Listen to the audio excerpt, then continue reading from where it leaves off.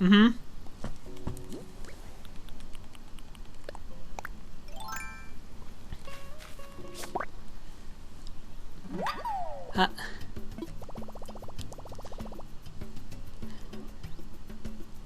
I love it.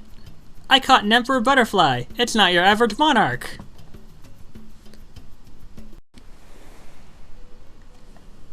Bell-bottom power pop, this is stovetop potpourri jar. Do you require assistance? Over. What the f are you saying?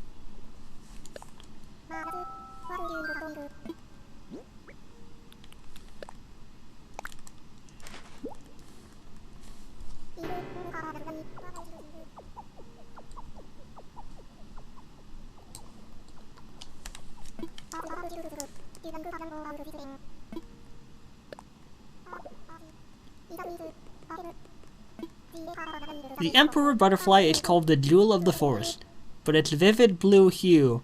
Ew. Let me tell you. The color does not come from a dye, but rather from light reflecting off layers of translucent scales.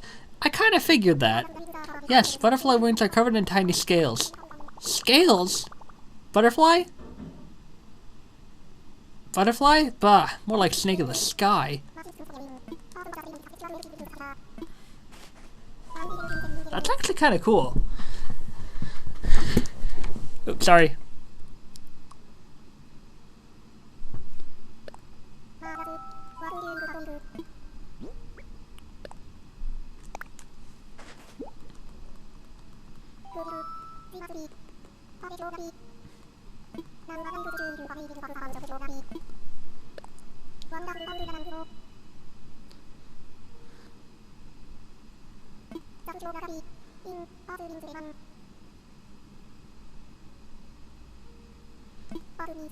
But beneath that confused exterior, true gluttony resides.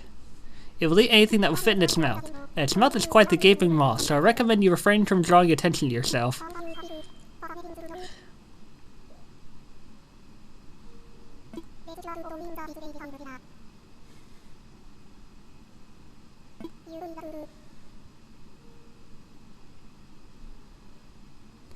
I feel like sometimes it actually is like quickly saying the words. I don't know.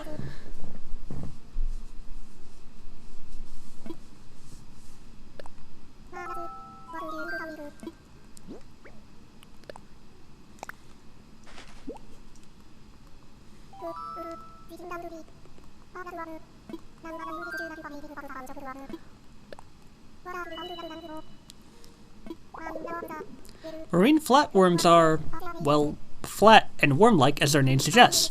But while the sea creature is said to be quite simple, it does possess some rather remarkable powers. Isn't this the thing that allows it to split into two?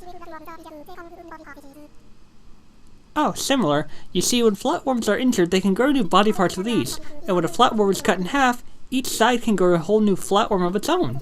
But most impressive of all, some flatworms can clone themselves without suffering a single cut.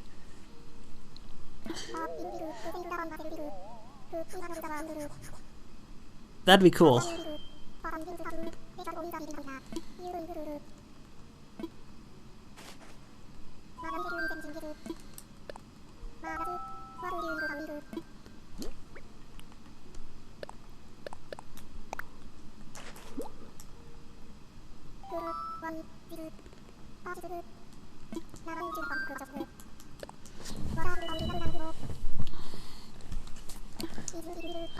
Imagine, if you will, a land slug, but one dressed in frilly attire full of bold-colored stripes and spots. That is the sea slug, a gastropod that looks ready to walk the red carpet, or perform beneath the big top. But these clowns are no laughing matter, eh, what? Their garish colors and wild patterns warn predators to steer clear of their stinging, toxic taste. And that is how you dress for success, as they say. Fascinating!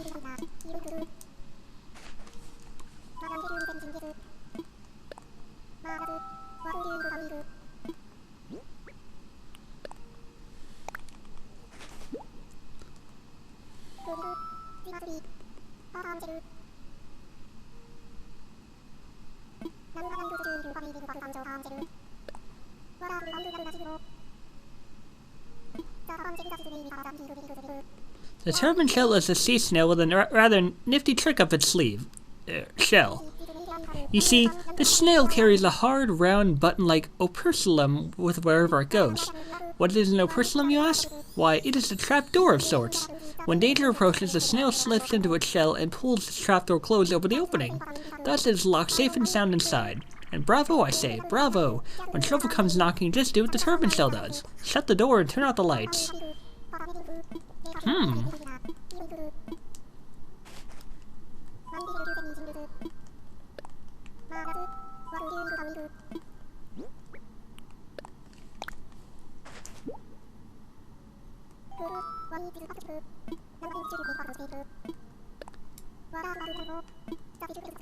The sweet shrimp spends the first 3 years of its life as a male. It then transitions into a female as it ages.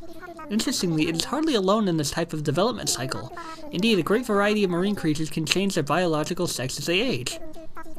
Clownfish and sea stars and sea bass are among them. Whoo! The ocean is full of great many wonders. Huzzah to that, I say.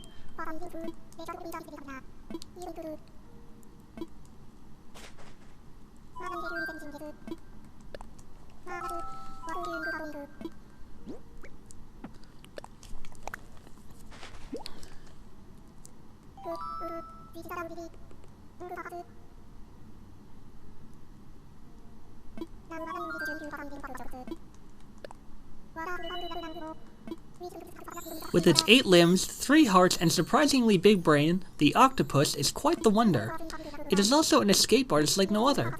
You see, the octopus has specialized skin cells that can change color and texture with lightning speed. Thus it can look for all the world like a patch of seabed one minute, and a pile of rocks next. But the deception doesn't stop there, what? When attacked by a predator, the octopus releases a cloud of ink, and then, poof, makes its escape. Let's just call the octopus what it is, shall we? The ninja of the deep.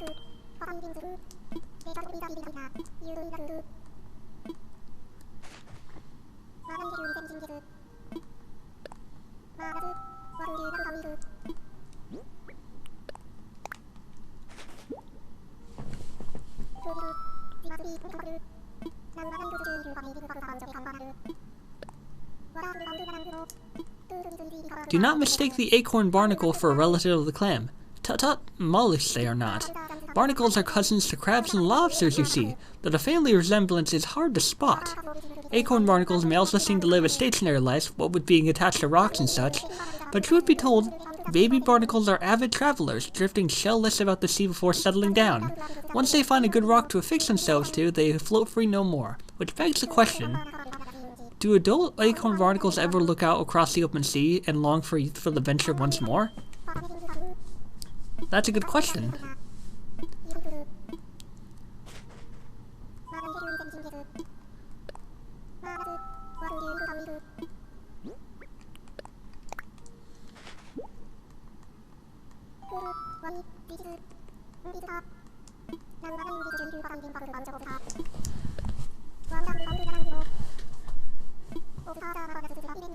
Oysters are marvelous mollusks and in many ways the social butterflies of the seas. That is, these bivalves tend to live attached to rocks in a large group known as oyster beds. These reef-like structures provide home and habitat for a delightful variety of creatures. Mussels, barnacles, and sea anemones have all been known to set up house. Meanwhile, small fish and crabs hide from predators and even raise their young among the snuggling oysters. With all the hubbub, an oyster bed sounds like the last place one would get some sleep.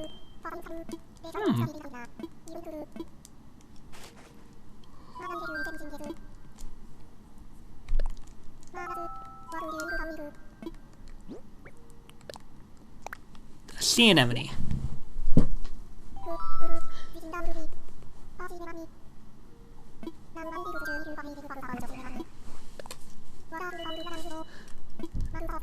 Medusa herself would be most impressed by the sea anemone. This pretty predator loves to wave its colorful, flowing locks about, but those gorgeous tresses are, in fact, deadly tentacles surrounding a hungry mouth. Triggered by the slightest touch, these tentacles harpoon victims with neurotoxin. The sea anemone then pulls the hopeless, hapless prey into its mouth for a spot of lunch. I say, let's see a lesson. Never ever make an enemy out of an anemone. And that's everything I have right now.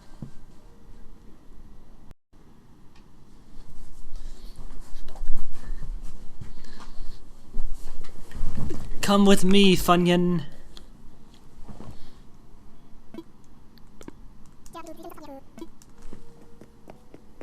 I don't know, man. Spore is weird.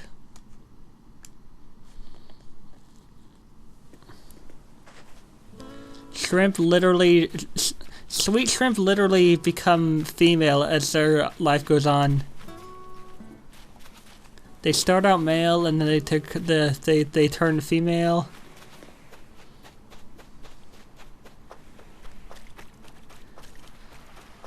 Imagine having a penis one day and a vagina the next.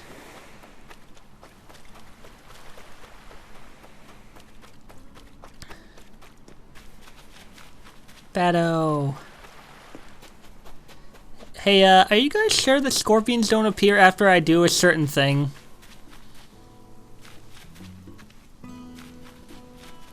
I'm pretty sure I would have come across one by now.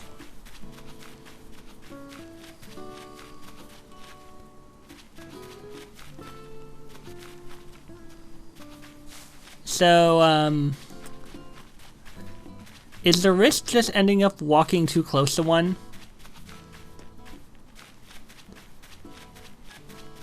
Surely their sting doesn't immediately knock you out, right?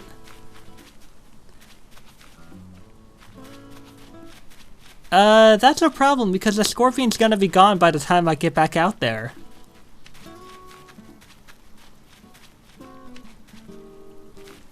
Yeah. So what, you're telling me I would have to walk on eggshells just for this thing? That's stupid. I don't have to do that for a lot of other insects.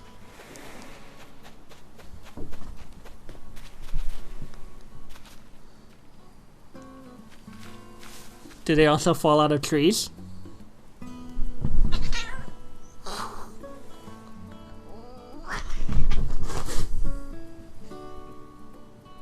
I don't know how much of that you just heard. Oh, what am we supposed to be hearing? My cats are fighting right now. Oh. Like Angel literally just came up and like bit into Mooey, and Mooey just like hissed at her.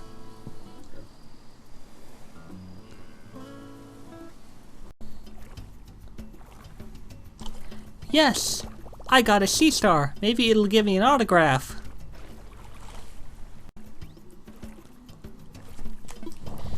I got a Mantis Shrimp.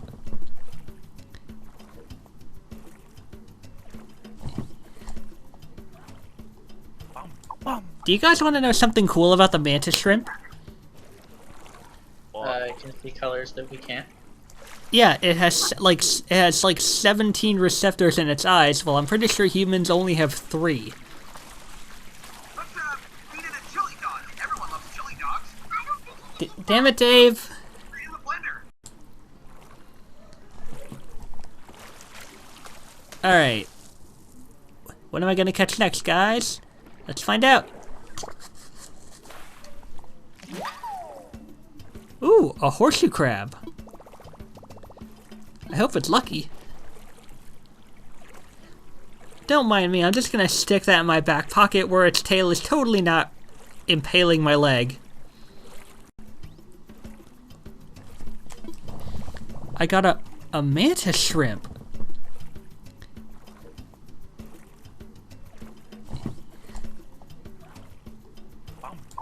Do you guys want to know something cool about the Mantis Shrimp? Can see colors that we can't. Yeah, it has like 17 receptors in its eyes, while I'm pretty sure humans only have 3.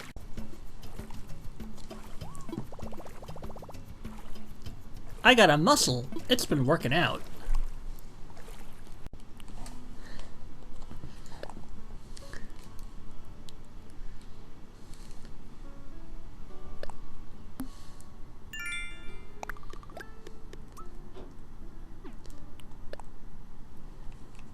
Yeah!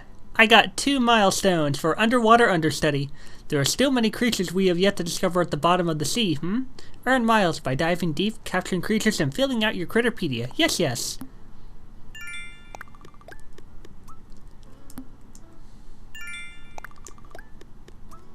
Sweet. What else? Rock splitting champ. You've hit a single rock 8 times in a row and knocked some things loose. But you know that rock whacking is the activity that keeps on giving. Yes, yes.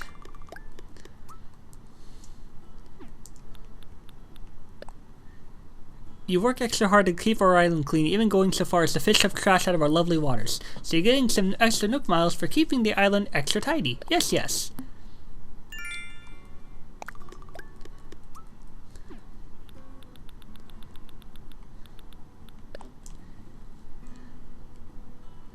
It's so impressive when someone can catch 5 wasps in a row. So impressive, in fact, that you'll earn some Nook miles if you can do it. Thank you! It was not that hard.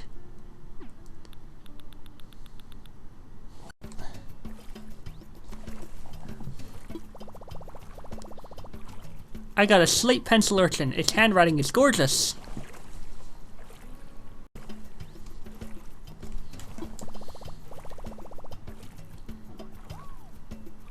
I got a moon jellyfish. Now to find a sun peanut butter fish.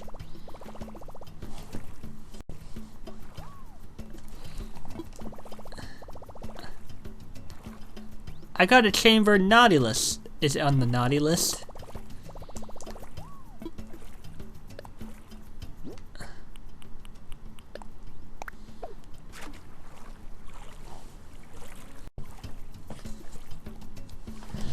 I got a whelk.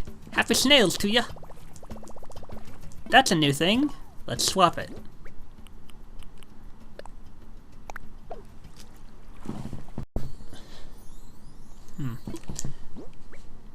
Let's assess these fossils. What is this one? Let me see here. Indeed. Hoo-hoo. It's most assuredly a Stegosaurus.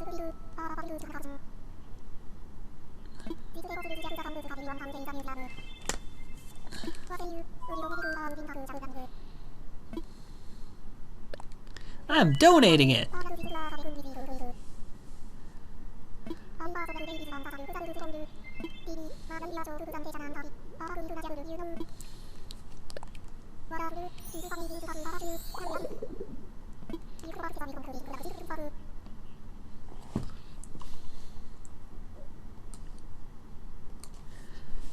You can't talk about Stegosaurus without talking about the distinctive diamond-shaped plates on its back. These plates, while made of bone, were not actually connected to the animal's skeleton. They simply grew up from the skin, remarkably enough, and were up to 2 feet tall and similarly wide. It's not clear exactly how the plates were arranged or what they were for, yet more mysteries of the ancients. And that is what I have to say about that.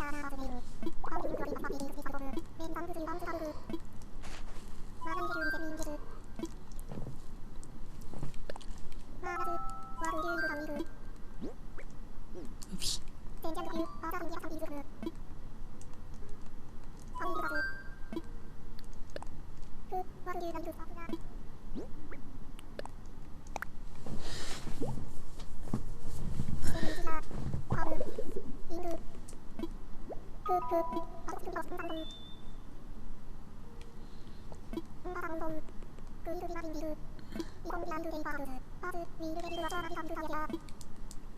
That's fine.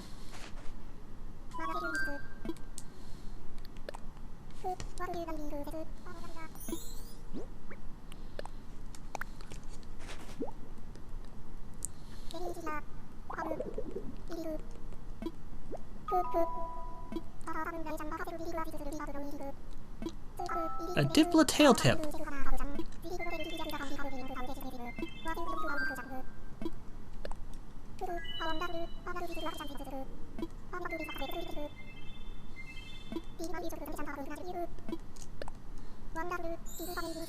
Which one's this? Good old Diplodocus. What would we do without you? This stout fellow embodied all the best in dinosaurs. Their sturdy legs, that magnificent tail, and above all, that extraordinary neck. Did you know that its center of gravity was such that sitting up on its hind legs was probably easy?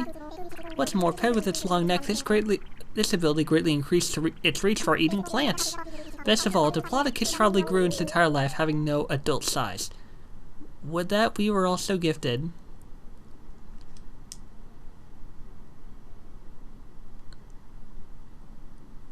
Would that we were also...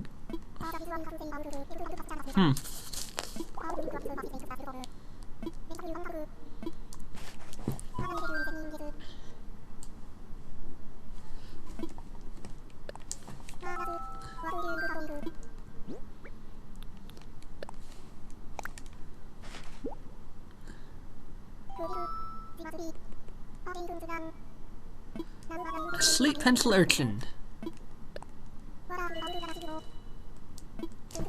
Sleep pencil urchins are a type of sea urchin topped with thick, rounded spines that resemble sticks of chalk.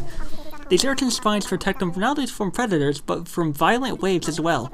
Found in coral reefs, they're usually bright red, brown, or purple in color. For all those bright colors, one would think the sleep pencil urchin to be quite deadly. Though those pretty colors, it seems, are just a pretty show. And there you have it. I figured, considering those... I mean, you'd think those spines would be, you know, covered in all sorts of toxins, but no.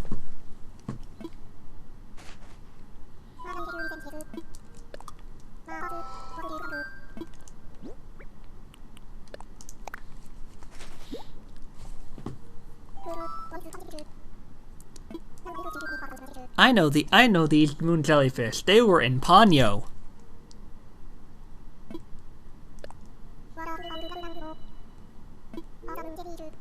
Ah, the moon jellyfish. What's not to love about this pretty floating flower of the sea?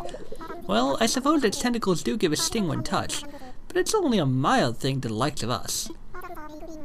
Other creatures may not be so fond of its translucent beauty. Who can blame them, really? Moon jellyfish have stinging cells called cnidites that kill fish and other small critters that float by. Or cnidocytes? Cnidocytes? And they use their oral arms to pull these morsels into their mouths and stomachs. Indeed, one need but observe the moon jellyfish to see how brutal and beautiful nature can be.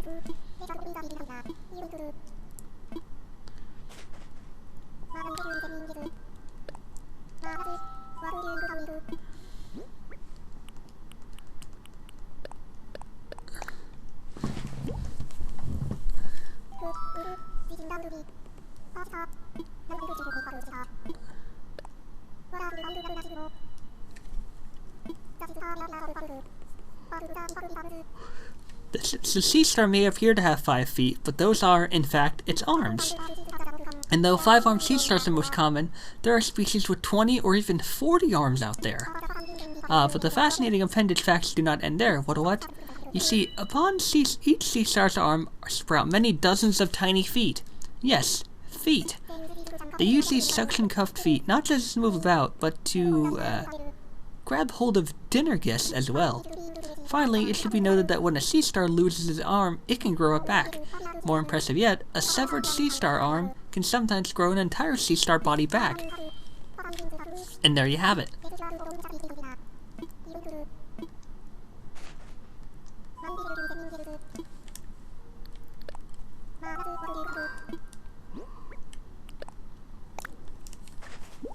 Mantis shrimp.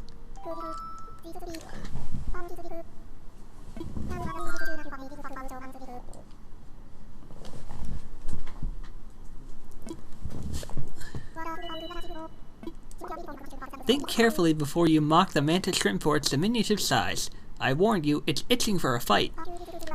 A pugilist through and through, this brightly hued fellow packs a punch unparalleled on land or sea. Not only are its forelimbs shaped like clubs and sides, its arms are naturally spring-loaded too. Thus the mantis shrimp's high-speed blows crack open crab and oyster shells with ease. And should you grab it with your hands, you might discover why it's called...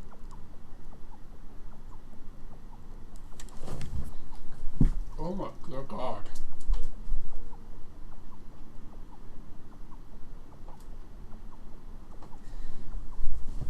Oh god. Nope and no thank you, sir.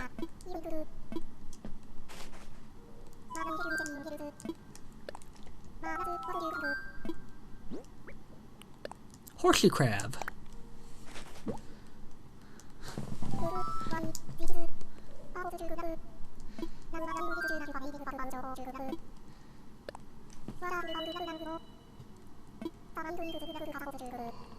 Some might say it's a good luck to catch a horseshoe crab, but I am not among them. A what? Though called a crab, this beast is an arthropod and thus more akin to spiders and scorpions. Its long tail resembles a scorpion stinger, in fact, though it's quite harmless, they say. A living fossil, the horseshoe crab has been around since before the dinosaurs.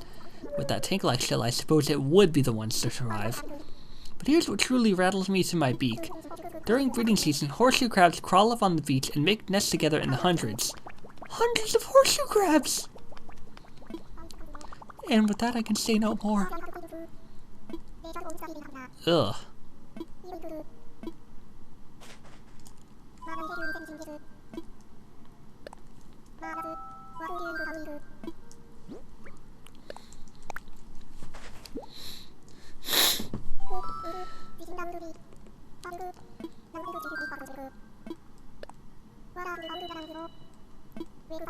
Whelks are sea snails that migrate from deep water to shallow water when the weather changes.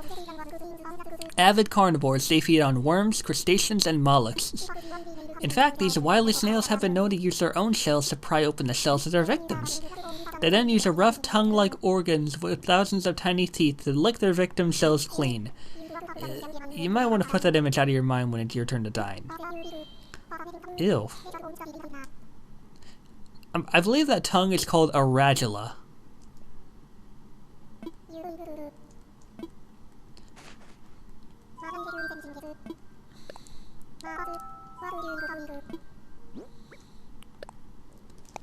Mussel.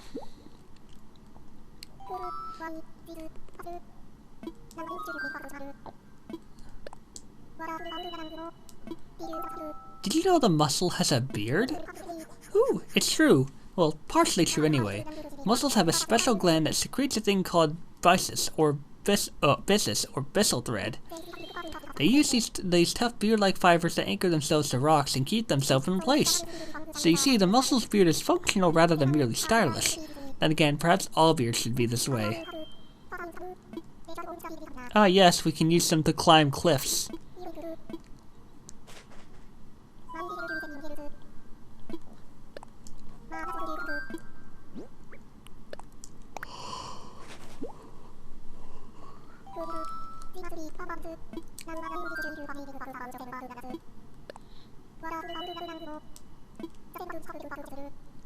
The chamber Nautilus is perhaps best known for its gorgeous shell. Not only does the shell's interior shine with a pearly luster, its features a near-perfect natural spiral. But those aren't the chamber Nautilus' only bragging rights. This cephalopod can have up to 90 tentacles, it's said. These arms come coated with a sticky substance that helps the Nautilus capture its prey, which is far better than using them for overly long hugs, I say. Wow.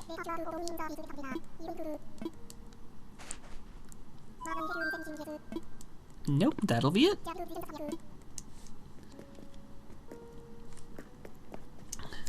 Let's take a little look-see.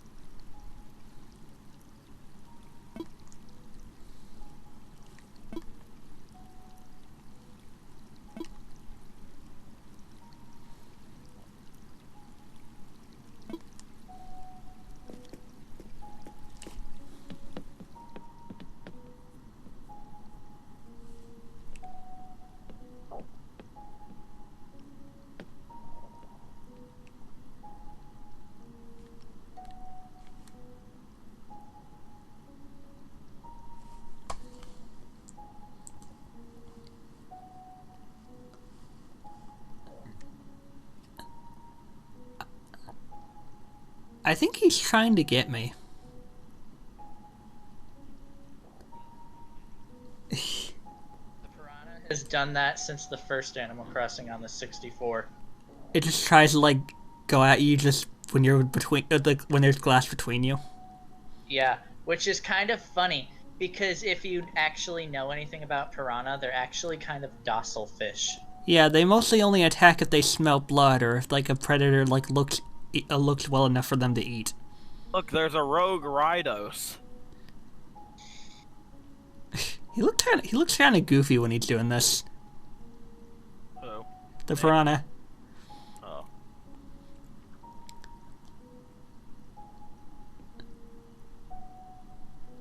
I really do gotta give Blathers credit. He really does know how to put a good museum together. Loy, Yeah? do you want to see the final state of the museum? Because some of the exhibits, the fish and the bug exhibits, get stuff added to them as you donate more fish and bugs. I'll probably want to see that for myself. Alright, fair enough. I feel like I'll end up finishing the fossil part before I finish the fish part. Most likely, considering you're not going to see some fish until the summertime. Yeah. Hey, friend. I'm pretty sure that's not a horseshoe crab. It is. Oh wait, it must be. It looks like it's trying to talk about the fish in front of it. I have an idea. Hey, Blind Ozzy, you wanna be friends? Where's your alpha? You've got a giant water bug, Loy. Retreat before they attack. I do. You have? I've captured 2 of them before. Oh, okay. How many kinds are there? Like 2? No, there's one. It's called a giant water bug. Let me see if I found that. You guys have any alphas? There's one. For context, Zippy's playing Spore. So if you hear a lot of oobly boobly googly nonsense bullshit that you have never heard of, that's why. Hey man, nostalgia's a powerful drug. You're looking in the wrong section of the thing, Loy. What are you talking about? You have not got one. How do you know? Because I'm looking at the spot where it is in the Critterpedia, and that spot is empty. Hey, What does it look like? hey, It looks like a big brown bug that swims around in the river.